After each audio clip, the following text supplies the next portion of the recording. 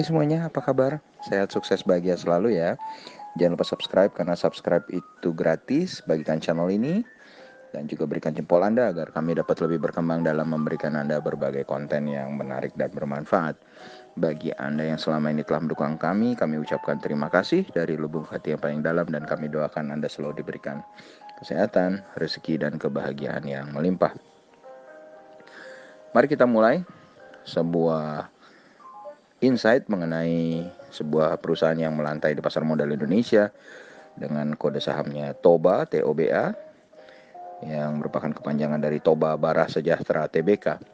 Perlu kami sampaikan bahwa setiap kami memberikan insight mengenai sebuah emiten yang melantai di pasar modal Indonesia, itu bukanlah merupakan ajakan untuk membeli ataupun menjual.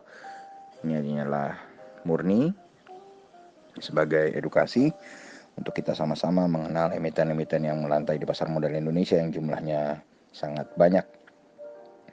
Dan Toba Bara Sejahtera Tbk sendiri atau Toba didirikan tanggal 3 Agustus 2007 dengan nama PT Buana Persada Gemilang dan mulai kegiatan usaha komersialnya pada tahun 2010.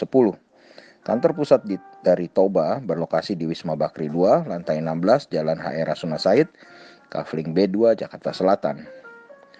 Dan berdasarkan dari anggaran dasar perusahaan, ruang lingkup dari kegiatan Toba adalah di bidang pembangunan, perdagangan, perindustrian, pertambangan, pertanian, dan jasa. Kegiatan utama Toba adalah investasi di bidang pertambangan batubara dan perkebunan kelapa sawit melalui anak usaha. Anak usahanya sendiri memiliki izin usaha pertambangan atas wilayah usaha pertambangan yang berlokasi di Kalimantan, Indonesia. Dan kalau kita perhatikan, maka harga saham Toba hari ini berada pada posisi Rp410 atau mengalami kenaikan 20 poin atau 5,13%. Sedangkan market capital atau nilai pasar dari Toba adalah 3,3 triliun. Dan kalau kita lihat dari pasar modal sendiri, Toba sebenarnya sudah melantai mulai dari tanggal 6 Juli 2012 dengan pemilik utamanya adalah Highland Strategic Holding Pte Limited sebesar 61,91%, lalu Bintang Bara BV 10%, Toba Sejahtera 10%, PT Bara Makmur Abadi 6,25%, PT Sinergi Sukses Utama 5,1% dan masyarakat 6,74%. Dan biasanya saham masyarakat yang kecil mengindikasikan bahwa memang pemilik perusahaan memang memegang kendali penuh atas perusahaannya dan ya menjadikan memang kelihatannya sahamnya tidak begitu liquid. Dan yang menarik dari susunan komisaris dari Toba adalah komisaris utamanya adalah Baselius Ruru. Baselius Ruru ini juga sudah malang melintang, pernah menjadi komisaris Telkom, pernah menjadi wakil menteri, deputi menteri, dan banyak lagi jabatan-jabatan prestisius lainnya. Sedangkan direktur utamanya adalah Justarina SM Naiborhu. Dan kalau kita lihat memang pendapatan dari Toba atau IPS Toba saat ini adalah 0,00513 US dollar. Dan ini mengalami kenaikan dari tahun sebelumnya.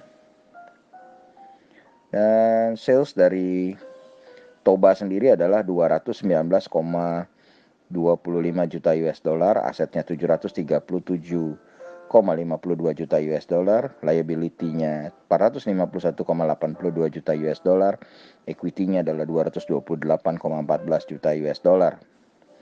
Sedangkan book value per share-nya adalah 0,0283 US dollar. Dan ini menghasilkan price earning ratio sebesar 5,59 kali dan price to book value ratio-nya 1,01 kali. Sehingga secara valuasi kita boleh katakan Toba ini sudah cukup murah ya.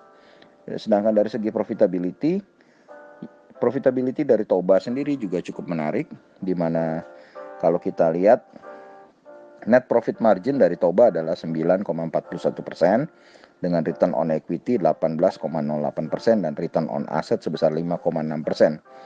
Dengan return on equity yang besar dan net profit margin yang hampir double digit, membuat Toba selain valuasinya menarik, secara profitability juga cukup bagus.